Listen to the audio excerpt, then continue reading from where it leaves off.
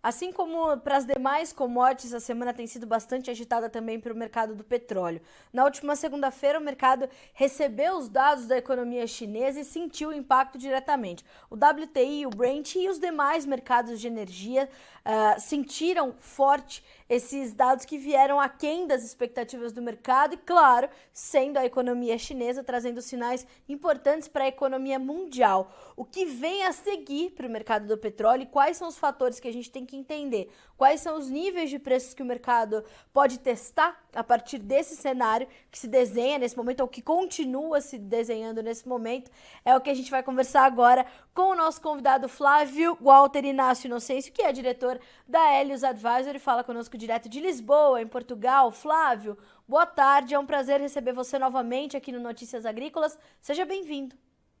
Boa tarde e mais uma vez obrigado pelo convite. Nós é que agradecemos a sua gentileza de estar conosco. Flávio, que semana! Começou agitadíssima, hoje é quarta-feira, mas ou ainda é quarta-feira e a gente já tem uma movimentação completamente intensa, uma volatilidade muito forte. O que está direcionando ou tirando a direção do mercado do petróleo nesse momento? Há várias razões que explicam o que está-se a passar. Eu diria que o principal risco é o risco da recessão, que parece certa. Vamos ter provavelmente que também o aumento das taxas de juros nos Estados Unidos e tipicamente quanto mais forte o dólar existe uma depreciação das commodities em geral e em especial do petróleo. E, portanto, esta volatilidade explica-se em parte pelos riscos de recessão que vão afetar a demanda, como falámos aqui a última vez, e temos um problema grave que poucos analistas que esperavam, que era a recuperação da China economicamente. Como sabemos, a China mantém as restrições em termos de circulação.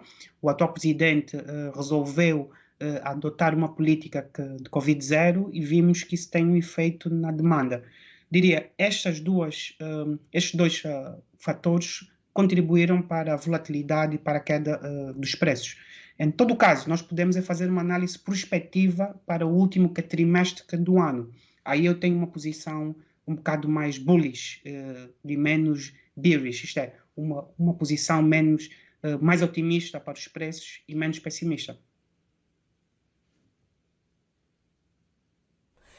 E Flávio, a que se deve essa sua perspectiva mais otimista, portanto, para esse último trimestre do ano, que não se configura para esses próximos meses? O que está no teu radar aí para mais adiante que vai chamar a atenção do mercado?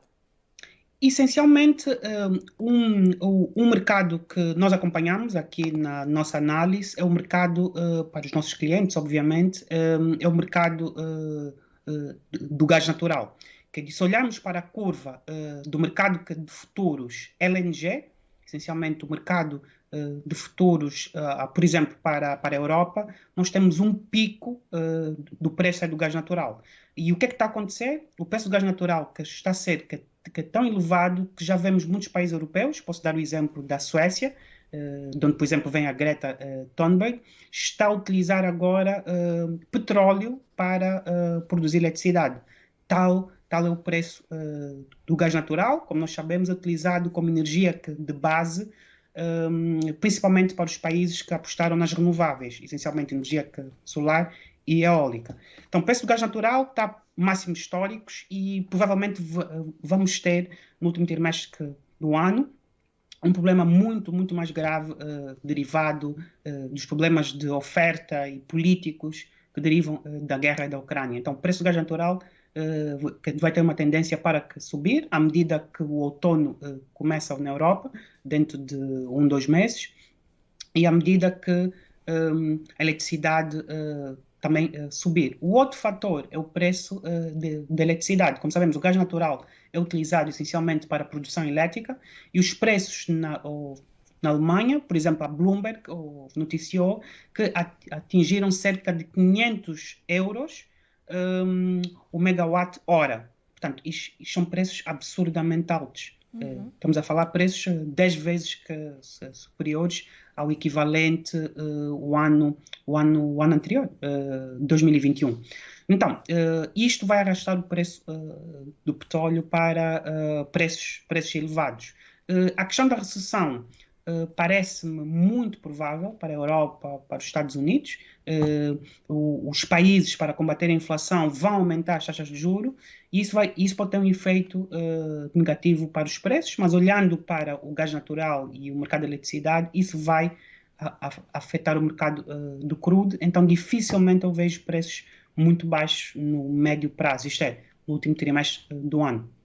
Certo. Você citou a questão da recessão na Europa, da possibilidade de uma recessão na Europa, nos Estados Unidos, e como é que você vê todo esse quadro se traduzir para a China? O mercado recebeu essa semana, né, alguns dados importantes sobre a economia chinesa que impactaram o mercado de commodities de uma forma muito agressiva na segunda-feira.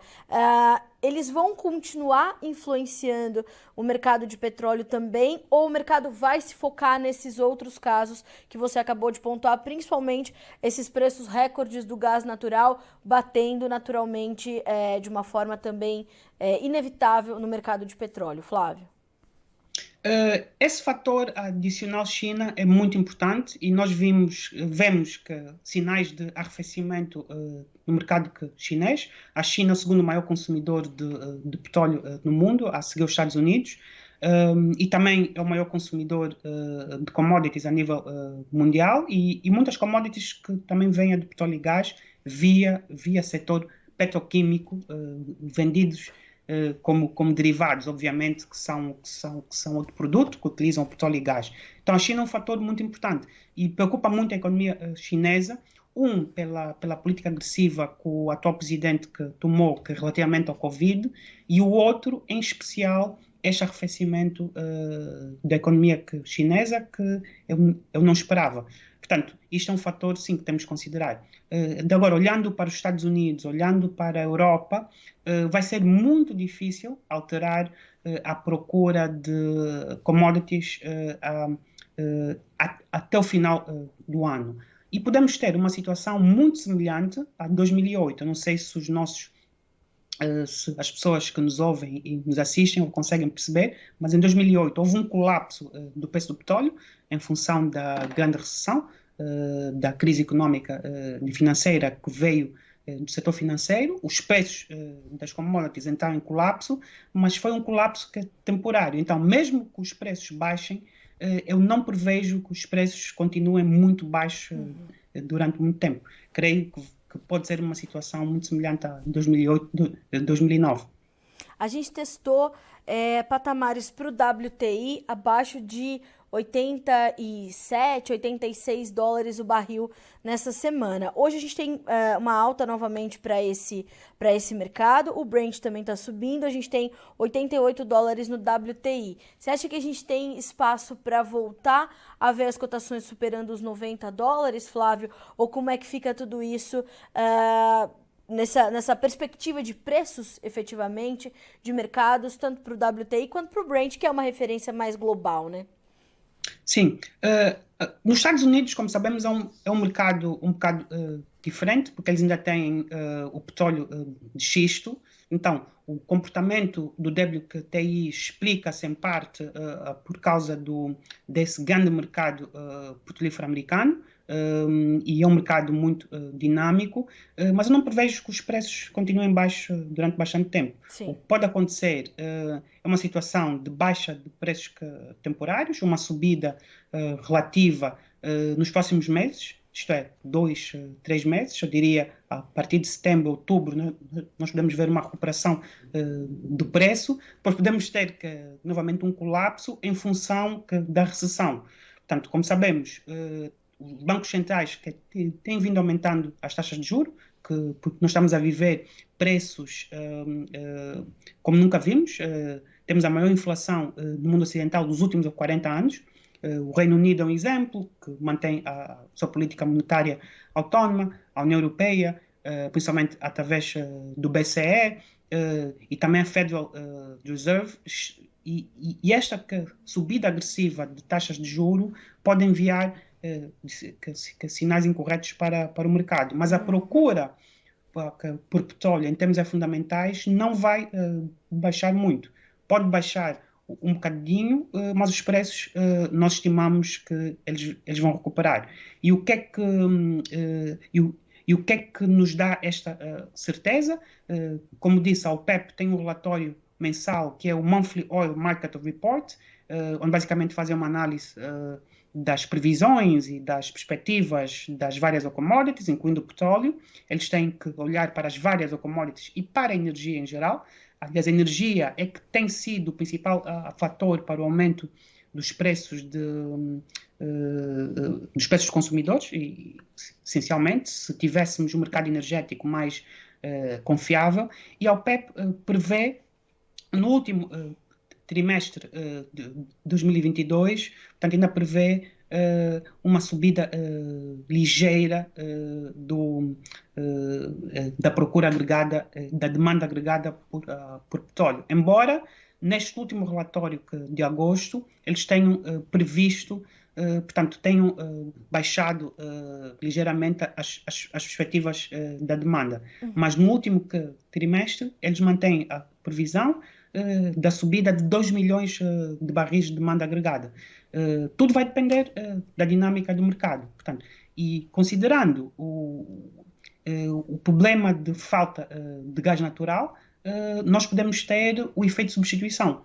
Isto é, muitos países utilizar o petróleo para a produção elétrica, o que não é o ideal, mas em caso de colapso da oferta de gás natural, muitos países vão voltar para o carvão, como está a acontecer na Alemanha e na Europa em larga escala, o que é mau para o ambiente, porque não há gás suficiente, e isso vai se traduzir também numa procura maior para petróleo, em emergências, obviamente, para produção elétrica. Isto a acontecer em países como a Suécia, o que é algo impensável, porque a Suécia é dos países que mais investiu em renováveis e até tem energia nuclear. Então, é nesta interação das várias fontes energéticas que temos que ver o futuro do preço do petróleo. Então, nós mantemos preços à volta dos $100 ou mais para o final do ano. Agora, tudo vai depender das notícias de comportamento dos consumidores. E outro conceito muito importante que nós utilizamos no setor petrolífero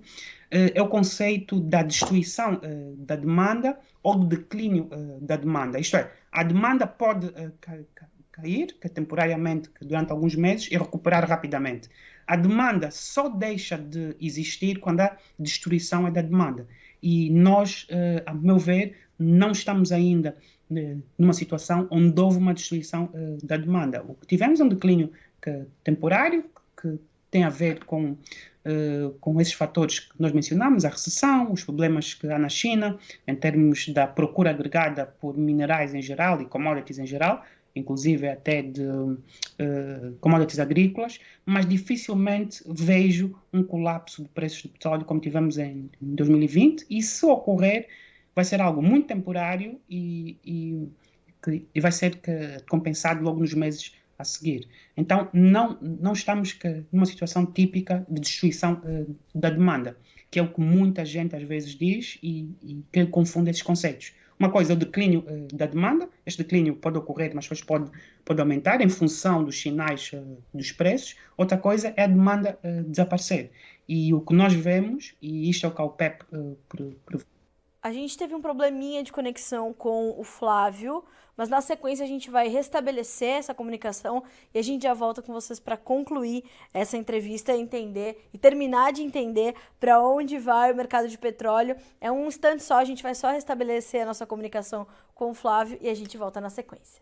Estamos de volta aqui com a nossa entrevista sobre o mercado de petróleo com o Flávio Walter Inácio Inocêncio, que é diretor da Helios Advisory, e a gente já estava aqui tratando desse mercado de petróleo e o Flávio estava explicando para a gente uma diferença que é importante que o mercado absorva e compreenda sobre essa diferença entre a destruição da demanda e um declínio da demanda que pode ser revertido, né? E a gente estava no meio dessa pergunta, dessa resposta, quando a gente teve um probleminha de comunicação, mas era isso que você dizia, né, Flávio? É importante que o mercado entenda isso para que os conceitos que direcionam os preços não fiquem confusos também, não é isso?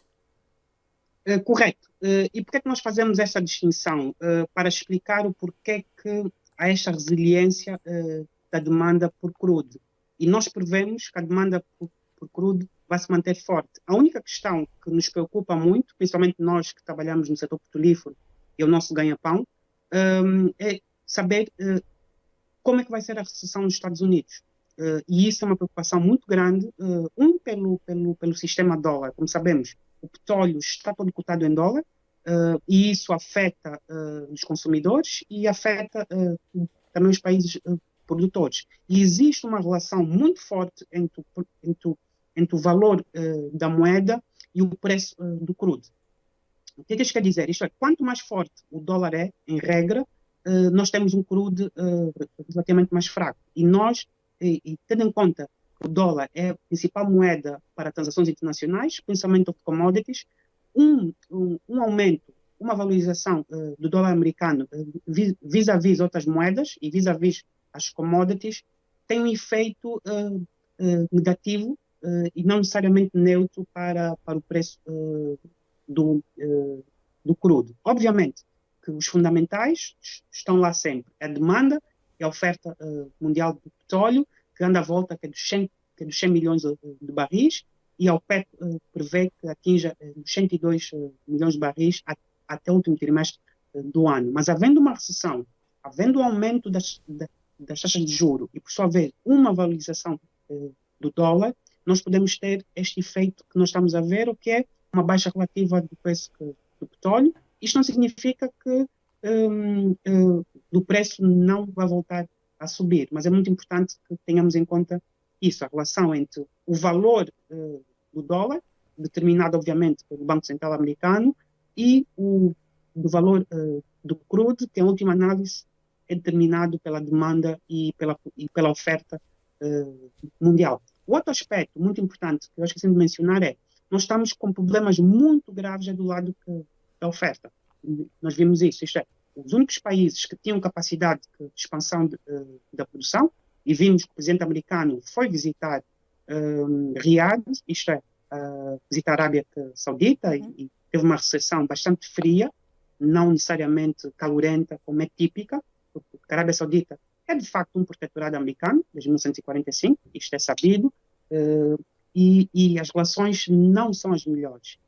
E depois temos outro aspecto muito importante, que é nós temos um presidente que quer fazer uma transição rápida dos fósseis, mas, por outro lado, tem pressões de curto prazo dentro dos Estados Unidos. E em novembro vamos ter um congresso provavelmente dominado pelos republicanos, tanto no Senado como na Câmara dos Representantes, e que tipicamente os republicanos são mais favoráveis à indústria fóssil, e eu espero aqui ver, portanto, muito mais investimento, mais incentivos para o setor, e isso também é algo bastante importante, porque isto vai afetar a política geopolítica do petróleo, e que acaba por influenciar o preço do petróleo. Então, em resumo, temos dois aspectos muito importantes. Isto é, o gás natural está com preços altíssimos, isto vai arrastar o preço do petróleo, parcialmente.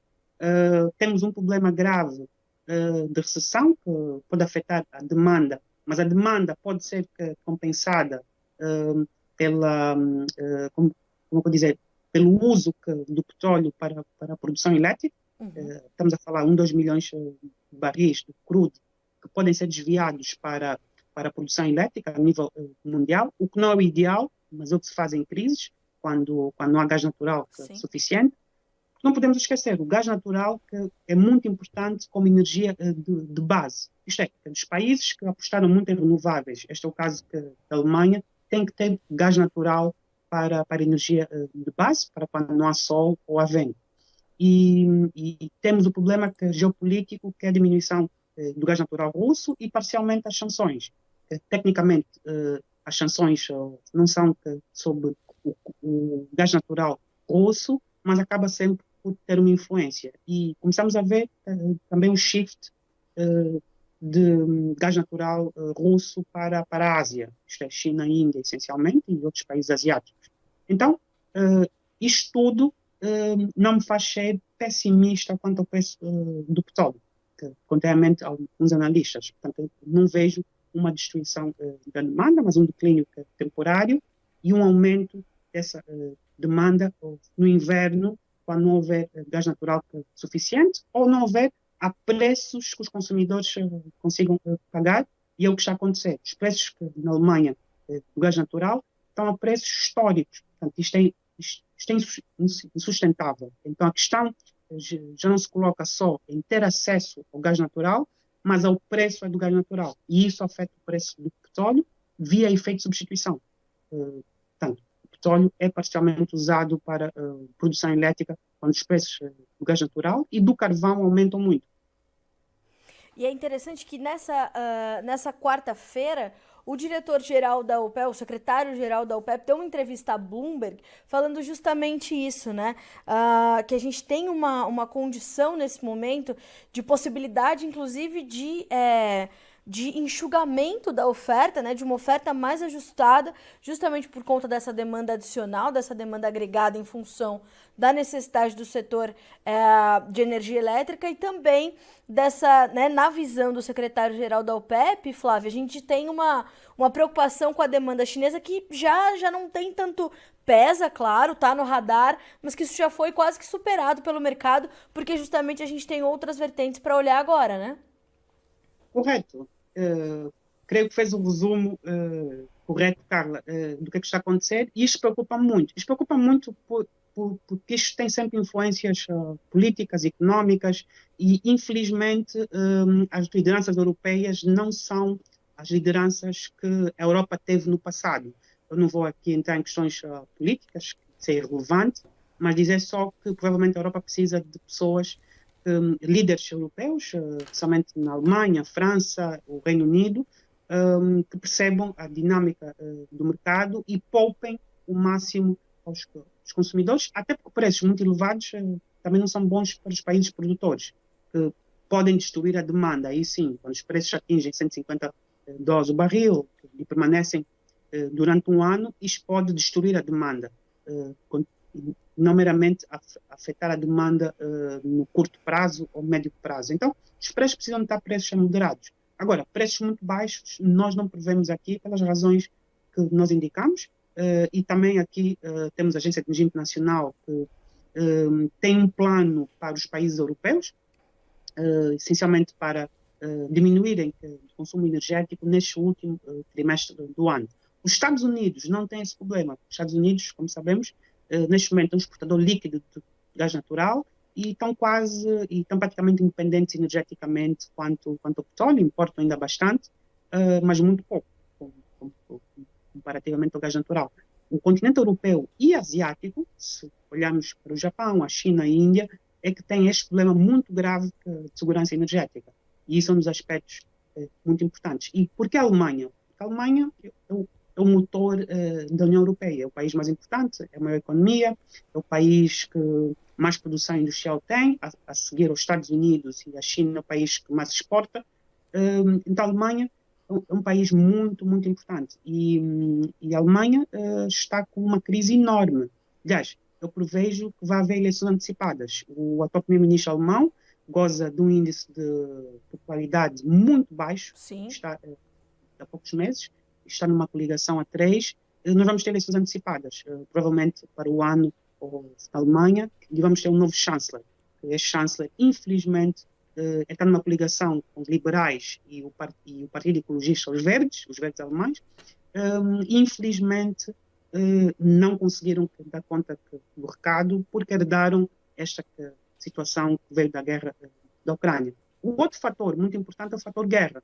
Nós podemos ter uma interrupção ainda maior do gás natural se a guerra aumentar de intensidade na Ucrânia e os russos decidirem diminuir ainda mais as exportações de gás. Neste momento, o gás natural continua a fluir pela Ucrânia. Muita gente não sabe isso, mas ninguém ataca os gasodutos, e a Rússia continua a receber dinheiro, a Ucrânia também, pelos direitos de trânsito. E a questão é de saber que isto é uma situação bastante complicada. Em última análise, a Rússia pode cortar totalmente o gás natural à Alemanha, de provocar uma recessão muito pior do que tivemos em memória.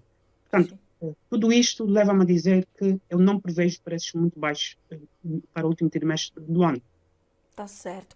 Flávio, eu te agradeço muito por estar conosco nessa quarta-feira. Você já é parceiro do Notícias Agrícolas, certamente vai estar mais vezes conosco para a gente continuar monitorando esse mercado.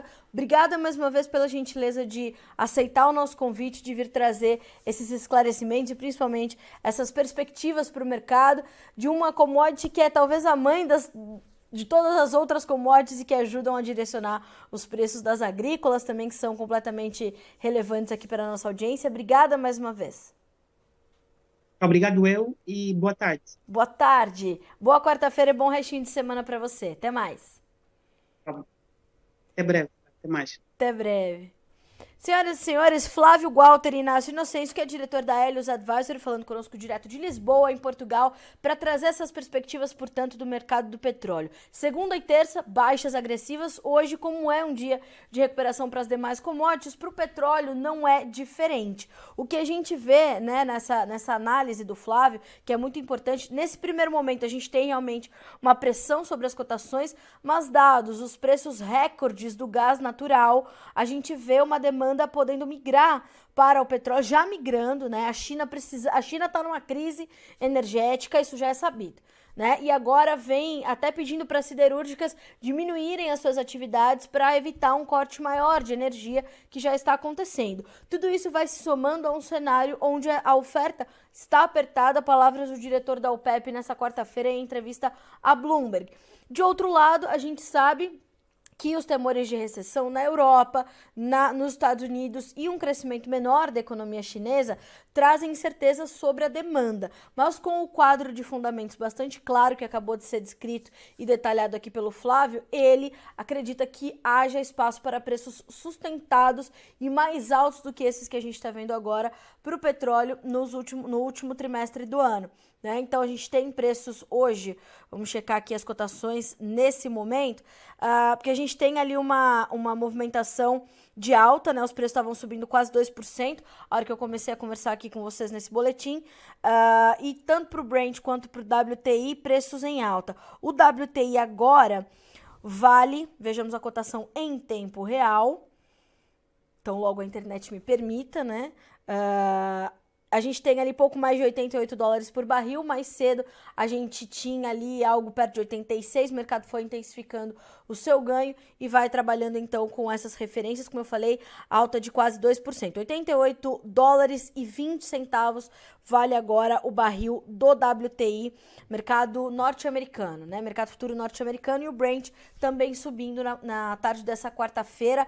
É uma retomada, mas o mercado ainda tentando redefinir os seus rumos diante desses fatores todos que a gente acabou de citar. Se você está chegando agora, já essa entrevista vai estar na íntegra disponível para você assistir aqui no Notícias Agrícolas. Fechado? A gente se vê já para o fechamento do mercado da soja. Até mais!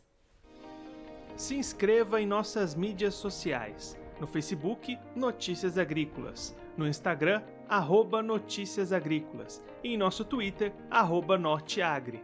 E para não perder nenhum vídeo, não se esqueça de nos acompanhar no YouTube e na Twitch, Notícias Agrícolas Oficial.